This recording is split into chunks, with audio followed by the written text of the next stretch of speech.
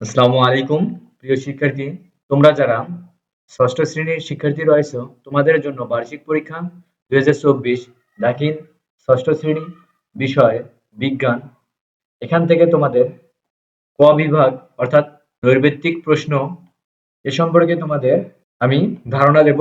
তার আগে তোমরা মূল ভিডিওতে যাওয়ার আগে অবশ্যই আমার এই চ্যানেলটিকে সাবস্ক্রাইব করে রাখবা, যাতে করে বার্ষিক পরীক্ষার পরবর্তী যে বিষয়গুলো রয়েছে সে বিষয়গুলোর প্রশ্ন এবং সমাধান খুব সহজে তোমরা পেতে পারো। এর জন্য আমার এই চ্যানেলটিকে সাবস্ক্রাইব করবা এবং পাশে থাকা নোটিফিকেশন বেলটি অন করে দিবা, এবং ভিডিওতে এবং চ্যানেলে প্রথম হয়ে থাকলে অবশ্যই ভিডিওতে একটি লাইক করবা এবং কোন প্রকাশনী থেকে তোমাদের প্রশ্ন হচ্ছে কমেন্টে জানিয়ে দিবা। ক বিভাগ নৈর্ব্যক্তিক প্রশ্ন। কোশ্চেন 1, নেবুলা কি? কোশ্চেন 2, 1 কিলোমিটার সমান সমান কত মিটার? 3, কোশ্চেন 3, আলোর বেগ কত? কোশ্চেন 4, বাতাসের গড় বায়ুচাপ কত মিলিবার? কোশ্চেন 5, বৃহস্পতি গ্রহের বৈশিষ্ট্য। কোশ্চেন 6, পৃথিবীতে তোমার ভর 5 কেজি হলে 50 কেজি হলে তাহলে তোমার ভর কত কেজি হবে? কোশ্চেন 7, ঘরটির ক্ষেত্রফল কত? কোশ্চেন 8, ঘরটির আয়তন কত? কোশ্চেন 9, পর্যাবৃত্ত গতির প্রধান বৈশিষ্ট্য কি? কোশ্চেন 10, কোন স্থানে রোদ বেশি সময়ব্যাপী ও তীব্র হলে সেই স্থানের। কোশ্চেন 11, নক্ষত্রের জন্ম হয় নিচের কোনটি হতে? কোশ্চেন 12, এসআই ইউনিটে দৈর্ঘ্য পরিমাপের একক কি? কোশ্চেন 13, সমুদ্র পৃষ্ঠ থেকে যত উপরে যাওয়া যায় বায়ুচাপ তত। কোশ্চেন 14, বায়ুর উষ্ণতা বাড়লে নিচের কোনটি ঘটে? কোশ্চেন 15, কপিকলে কি থাকে? এক কথায় উত্তর দাও। 10টি প্রশ্নের উত্তর করতে হবে। কোশ্চেন 16, পৃথিবীর ছায়াপথের নাম কি?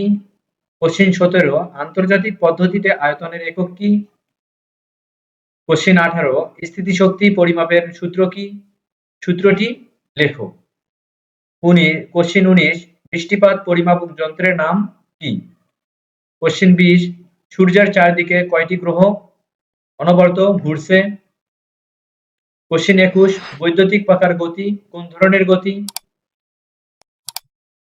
কোশ্চেন 22, কাজের একক কি? কোশ্চেন 23, কত গ্রামে 1 কিলোগ্রাম? কোশ্চেন 24, ঘড়ির কাঁটার গতি কোন ধরনের গতি? কোশ্চেন 25, বায়ুর তাপমাত্রা পরিমাপ করা হয় কোনটি দ্বারা? খ বিভাগ সংক্ষিপ্ত উত্তর প্রশ্ন। নিচের প্রশ্নগুলোর উত্তর দিতে হবে, প্রতিটি প্রশ্নের মান 2। কোশ্চেন 1, গ্যালাক্সি বা ছায়াপথ কি? কোশ্চেন 2, জৈব রসায়নের জ্ঞান ব্যবহার করে উপকারী ও অপকারী প্রযুক্তির একটি উদাহরণ দাও। একটি করে উদাহরণ দাও। কোশ্চেন 3, বাংলাদেশে গ্রীষ্মকাল আর্দ্র ও বৃষ্টিবহুল হয় কেন?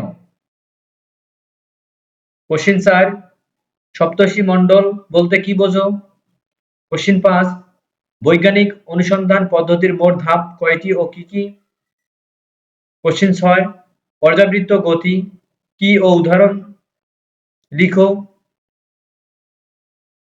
কোশ্চেন 7, জলবায়ু বিজ্ঞানীরা কোন এলাকায় জলবায়ু ব্যাখ্যা করার জন্য কয়টি বিষয় নিয়ে বিবেচনা করে ও কি কি? কোশ্চেন 8, ভৌত জগতের সকল রাশি ব্যাখ্যা করতে কয়টি রাশির প্রয়োজন হয় ও কি কি? কোশ্চেন 9, ঘর্ষণের 2টি সুবিধা লেখো। কোশ্চেন 10, জলবায়ুর উপাদানগুলো কি কি?